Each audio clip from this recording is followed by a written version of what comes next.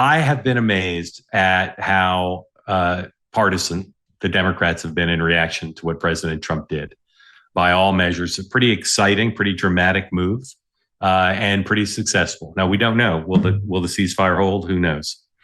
But what we do know is that there has been bipartisan consensus for quite some time about Iran vis-a-vis Israel, vis-a-vis nuclear weapons, vis-a-vis ballistic missiles in the United States. And that bipartisan consensus, going all the way back, Bill Clinton and George W. Bush, Barack Obama, Joe Biden, and Donald Trump, has been at its root that Iran cannot have a nuclear weapon, that Iran's threats to Israel, to the United States, to the West in general, was such that it was one of the top priorities of every president I've ever covered, that they need to make sure that Iran does not get a nuclear weapon, particularly coupled with its development of ballistic missile technology.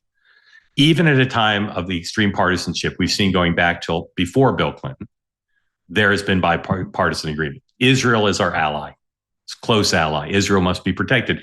That Israel is threatened by Iran because of its terrorism, because of its capabilities, but most of all, that Israel was threatened by the prospect of Iran having a nuclear weapon. And of course, Israeli prime ministers, Netanyahu and others, have always said that America must be a partner in dealing with this. When Barack Obama chose to deal with this threat, seen by every president since Bill Clinton, he chose to deal with it with an agreement. Now, there are people who say you can never make an agreement with Iran, and Donald Trump had been one of those people. He got rid of the Obama agreement, but he also started to negotiate with Iran and lead up to this armed conflict, and seemed at least open through Steve Witkoff, his emissary, open to the prospect of some sort of agreement, which critics said was pretty similar to where Obama ended up with his agreement. Now, some of those critics were Obama people who said, why did he get rid of an agreement only to head towards something similar?